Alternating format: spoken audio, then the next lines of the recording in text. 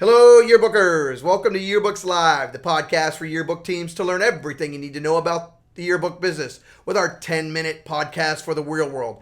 I'm your host, your coach, your teacher, JP, coming to you from sunny South Florida. Today we're going to talk to Jeanet Spitler. Jeanette's been with Yearbook Life for many years now. She is in customer service. She helps with design yearbooks and anything basically you can think about when it comes to customer service. Before that, Jeanette worked with us at a school as the yearbook advisor for about 4 or 5 years. So she's going to give us a bunch of tips and tricks on how she did things and how to make your life as an elementary school yearbook advisor a whole lot easier. So sit back, relax, and let's get into it. Good afternoon, Yearbookers. This is JP with Yearbooks Live. Today I am here with Yanet Spitler. Say hello, Jeanette. Hello there. Jeanette is a longtime employee of Yearbook Life and also a previous elementary school yearbook advisor at, I believe, Pasadena Lakes Elementary? Pasadena Lakes Elementary School here in Pembroke Pines. And today we're gonna pick Jeanette's brain. We're gonna get an idea of what she's done to make the yearbook process in the elementary school a whole lot easier, and get some tips and tricks to make it to make this as smooth for everybody.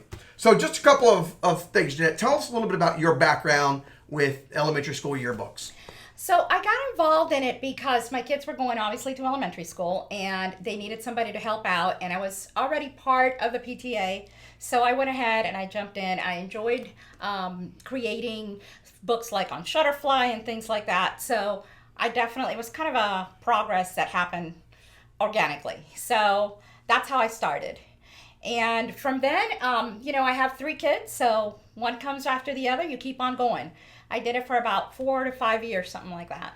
All right, so 4 or 5 years, and everything from putting the book together, selling the yearbooks, marketing the yearbooks, collecting money, distribution, everything from A to Z. Correct. All right, so Correct. Perfect. She's the perfect person we want to talk to today. So let me ask just a couple of questions just to get started. So, most important advice you would give a new elementary yearbook advisor. What's the most important thing you would tell them today?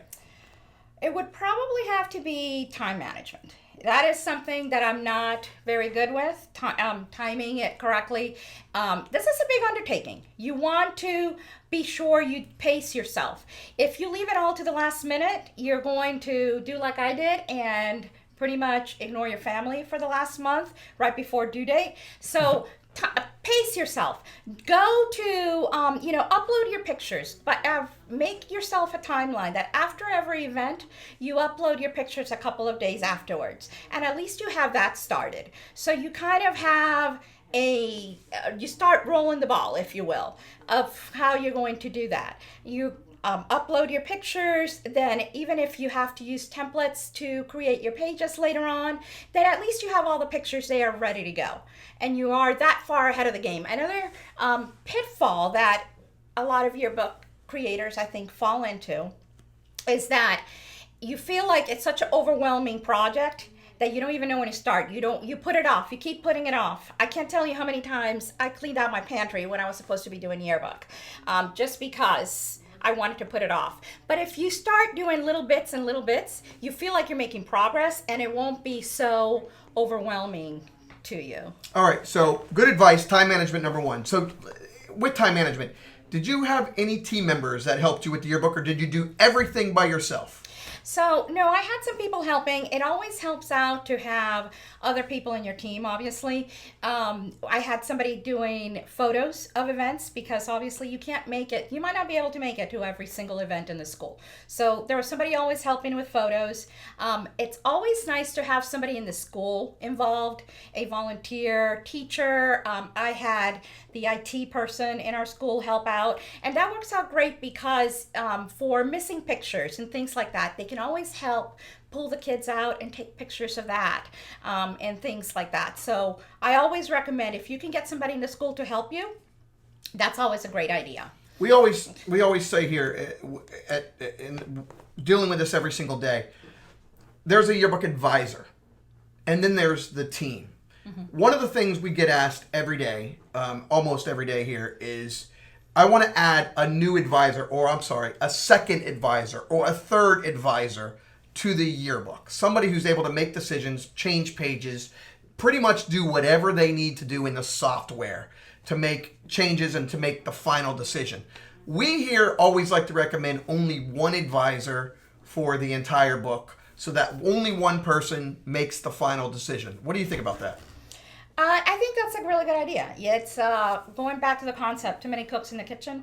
It's sometimes it can be really hard to all be on the same page. So, one advisor, and then you can delegate other things, and you can delegate without having that person feel like they're less than. Right. You can always, it's a team. So really you're working together. Just you have one person that is making those decisions of adding pages, submitting the book, anything administrative would be just the one person. Good. Yep. Totally agree. All right. So in the elementary school, you got 400, 500, 600, 800 kids, depending on where you're at. There's a lot going on, lots of teachers, lots of administrators, lots of events, fire drills, you name it. Anything and everything in the world can go on in elementary school. What pitfalls should these advisors look out for?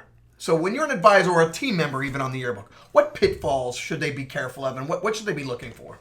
So, going back to time management, is not doing things on a timely manner is a big one. Then it can become very overwhelming to finish up the yearbook by due date. So I would say going back again to time management, that's a big pitfall. And the other thing is doing it yourself. A lot of people feel like the admin doesn't want to get anybody else involved because they want to control everything, which is fine, but you're going to need help. It's okay to have help. It's okay to have somebody take pictures for you. Reach out to people that you know in the school, or reach out to administration. They can suggest of somebody. Maybe little Sally's mother is a graphic designer and she can help.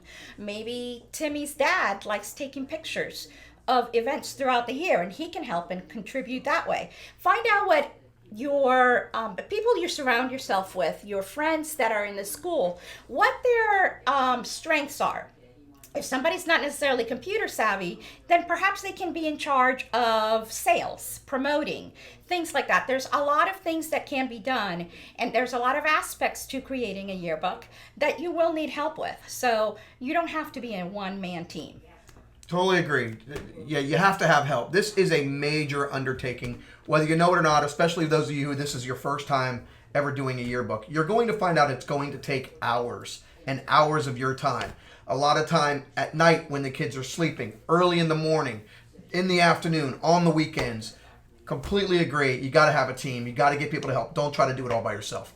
All right, so next. So you have a committee, you have this team. And you kind of just explained a little bit about organizing the team. Get those people involved that have strengths in certain areas and kind of not let them participate if they have a weakness in a particular area. Have them delegate them to another path, if you will. Sure. So tell me about how you organized your committee. So how did you get these people to help you? Did you know them? Did you have them sign up on the first day of school? Tell me a little bit about how you got these people to help out. So one way is you always want to contact somebody in person. I think the best way to get somebody to help you is asking them yourself. You can stand in front of a meeting and say, we want volunteers to help with yearbook. And nobody's might necessarily raise their hand. But then if you approach somebody and say, hey, would you be interested in doing this? Then they might feel more, even if you're pressuring them to do it, it's okay. It's okay because they will enjoy the process in the long run. It really is a very rewarding at the end kind of project to be involved in. And sometimes that's the little nudge they need to get you to help you. You just need to ask. And like I said, if you need to make them feel more comfortable by asking what their strengths and weaknesses are, that's a really good way to ease them into it. If they feel intimidated by creating a book with the software, find a company that's going to maybe do a short little demo for them so they feel more at ease and things like that. Okay, good point. So, these people that helped with the yearbook, did you know any of them before you started? I didn't. So there you go. So you don't have to know them. You don't have to know them before you started. She literally just got them to help her out while she went into school, and you asked. You simply just have to ask. I asked, and you watch. I watched the moms that took the pictures and how what camera they had and what angles they were into. That's important too. You want to create a beautiful yearbook, not just a yearbook just with pictures. You want those pretty photos. So I kind of went by that, what I observed. All right, so you have this 4 years of experience. Obviously, the first year is kind of a learning curve, kind of learning how this whole thing works. Second year, you become more of a pro. By the fourth year, you got this thing, you got it licked. Everything you need to know, you pretty much know. You can give the classes, you can do everything. It was so good that we brought her aboard. She was so good at what she did, we brought her aboard. So tell me, knowing what you know now, all these years later, what would you do differently? Anything that you would do differently as far as whether it's putting a team together or delegation or anything at all? Is there anything you would do differently that you've learned that might help you? Yeah. As I went along. Putting a team together is probably the most important. The first year it was just me. And it was... I didn't know that. Interesting. And it was tough.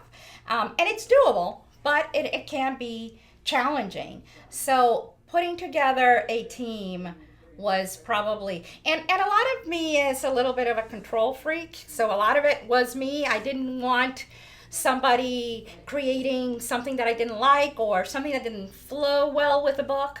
I wanted to have a certain look, a certain aesthetic.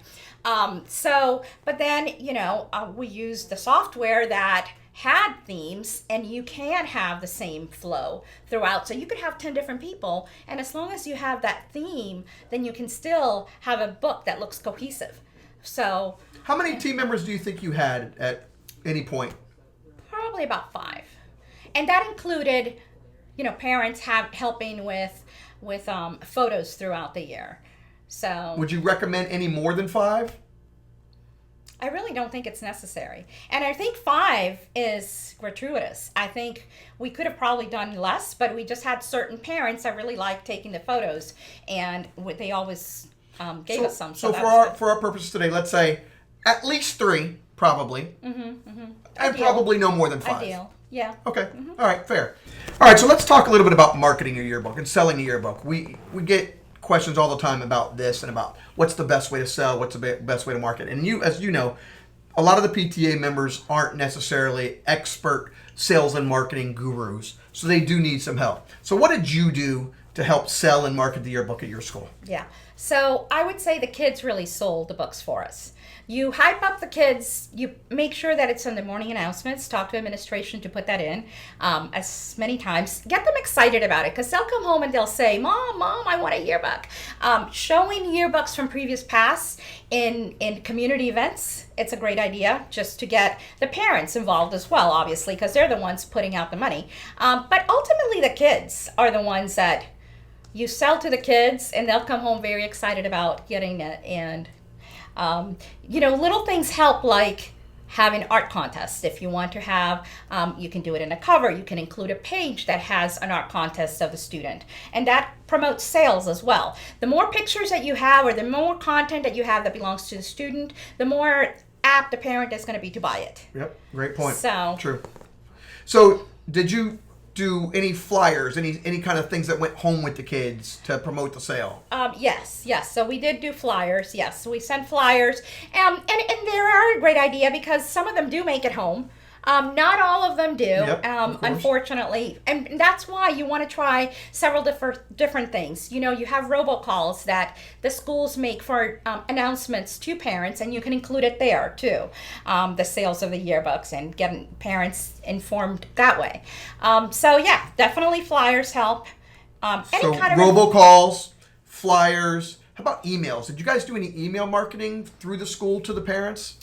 In the school announcements, yes, they would. Just the way it works in our school, for example, is whatever robocall you get, you also get it sent to as an email.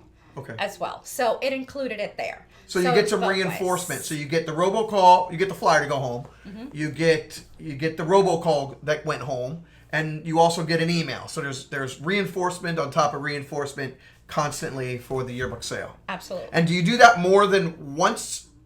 Do you do that just once, or you do it more than once throughout the year? Oh, definitely throughout the year. Throughout the year. About how many times would you suggest? At the beginning of the year, for sure. So let's see. The beginning of the year, you want to send out before the winter break. Okay. You want to send out information then.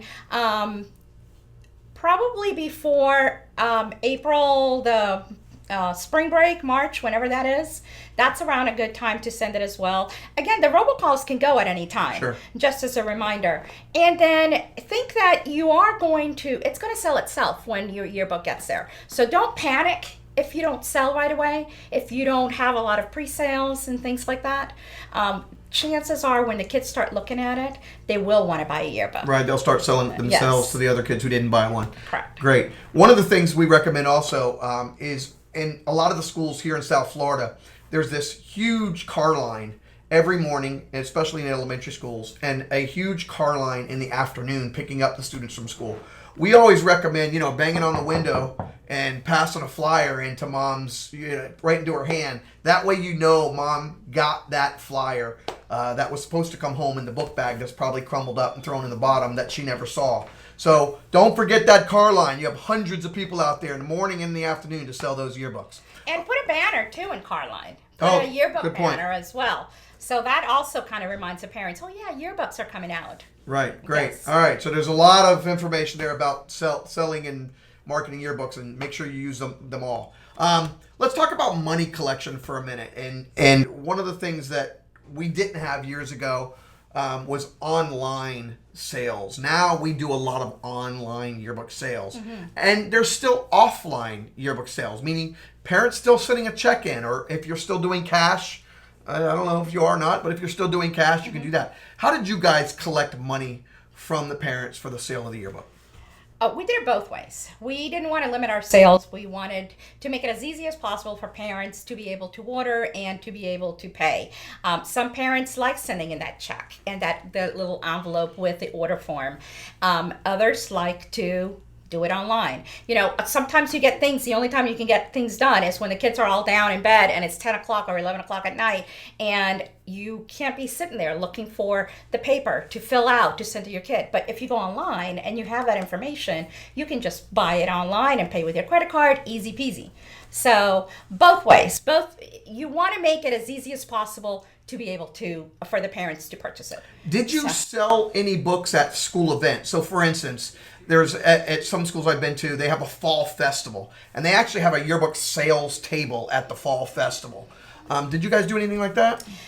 We did it towards the end of the year. We had a last end of the year party for the students, and then we did something like that. But that's not till the end of the year. So. Right. Okay. Good. Yeah. So a lot of good information there as well. All right. So tell me how people can find you. A lot of people might now have questions and say, "Wow, I'd like to pick Jeanette's brain." Jeanette with a Y, by the way. Yes. Yes. Very important. Very important. Some people like to say, "Hey, I want to get her information. I want to really kind of ask her some questions." How can they find you? So they can just email me at Yanet Spitler, YANET, @yearbooklife.com, and I'll be happy to answer any questions. If you want to run some ideas about yearbooks, if you want to run some ideas about marketing, feel free to reach out. I'm here to help. Perfect. I'll make sure that we put her email address in this video so you'll be able to get that right there on the screen. Anything else we have? Any recommendations, comments, questions, suggestions? I think we've covered it all. Yes. Thank you so much, Jeanette, for helping us out today. I appreciate it. Me. Have a great day.